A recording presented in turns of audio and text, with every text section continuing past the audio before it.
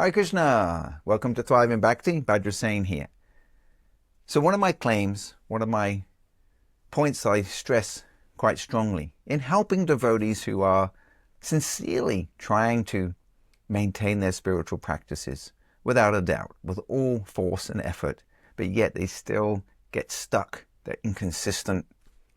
They have ups and downs with their reading and chanting and the quality. You know, that ongoing calibration. Of course, that's always there. We never feel like we've perfected ourselves in Krishna consciousness. But those who are struggling to meet the basics, who know they want to be ahead more than they already are. So for those of you who are listening and those who can relate and you're going through that, or you've been hitting that stage, or you've been in that stage a long time and you want to get unstuck, I want to give you a little bit of relief. I want to give you a little bit of a break. Break from yourself. Because isn't it, those of us who, when we're struggling and we're not doing what we know we should be doing, we have guilt, and we start talking to ourselves very negatively. We get in a loop. We use the spiritual language and words and sentences, quotes from the scriptures. I'm so fallen. I'm so unlucky. Who am I? We use all this kind of like false humility to beat ourselves up even more, to slow us down even more, to be able to get back up. You see, negative thinking and beating yourself up and feeling guilty is going to keep you more stuck. That's why I stress in my Thrive in Bhakti program how we first have to deal with the mindset. Get our thinking right. Let's stop using negative energy, negative thoughts to keep us more unenthused and more where we are. Right? If we want to move forward, we've got to be optimistic. You've got to be enthusiastic. Utsaha nishchaya daya. We have to take the situation and actually develop a success mindset. Forward thinking. How do I overcome these things? Directing the brain towards things. So this is all part of the solution here. So I want to get you to think that maybe it's not your fault fully why you are the way you are. I want to give you a breather. I want you to relax a little bit. It's not just you. It's not personally you. It's just that you were set up to fail, like most of us in life.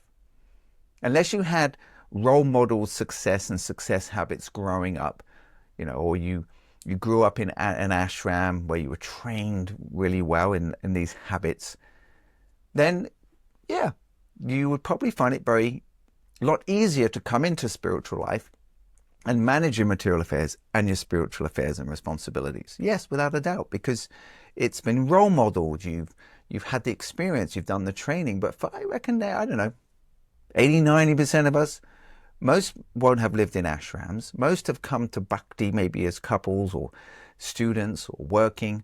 And then you got all of that.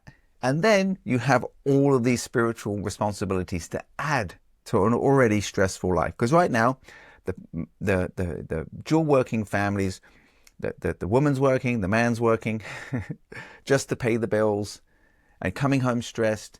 You can see this materially, not just for devotees, but right now the world is getting more stressful, more hours, more demands, less money, hyperinflation, prices going up. All these things are hitting us. And yet you have to survive materially, take care of your home, your bills, your work, and everything like that. And now you have 2 hours of chanting. You have an hour of reading a day, 2 hours ideally. How is that going to be possible? Even 15 minutes a day. So no wonder tens of thousands, I don't know how many thousands of devotees are just kind of getting used to the idea that it's not going to be possible. Not until they retire. Of course, what are you going to retire on? Cost of living is going up. Things are getting hard. Unless you've got a lot of investments and a lot of passive cash flow that you're going to have flowing in, are you going to be able to retire? So that's a whole other thing.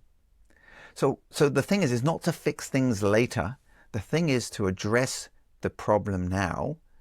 And you can't address the problem if you don't have a solution. Especially if you think the problem's just you, your unique circumstances, your unique challenges. Oh, the kids, the work demands, this demands, how is it possible? It is possible if I can get you to just step back and realize it's not all your fault, right? It's all about getting your mindset right, learning skill set and the mindset for success.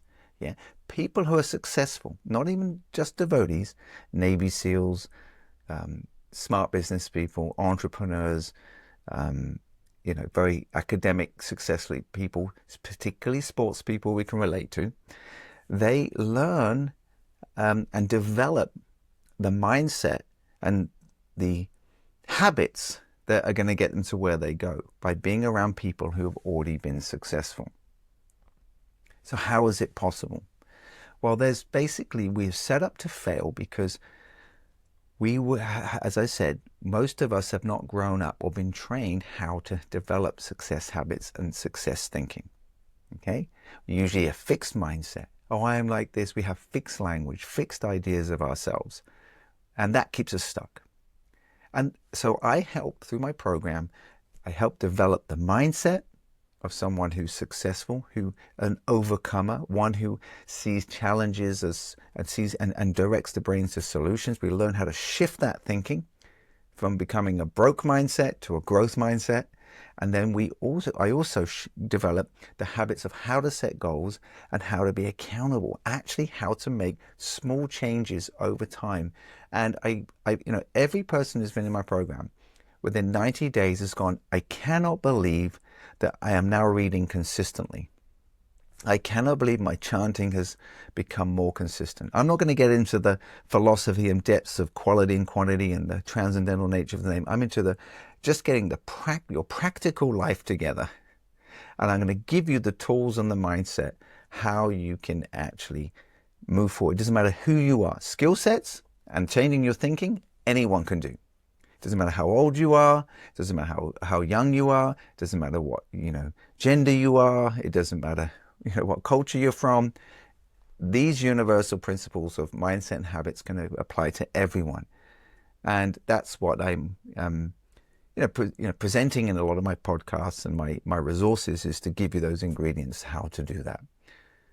What's even better is to join a community and get on board with myself, helping you along the way in a private mentorship, in a private group, how to move you forward. And you can see others doing it at the same time and being supported along the way. So all the ingredients are already there.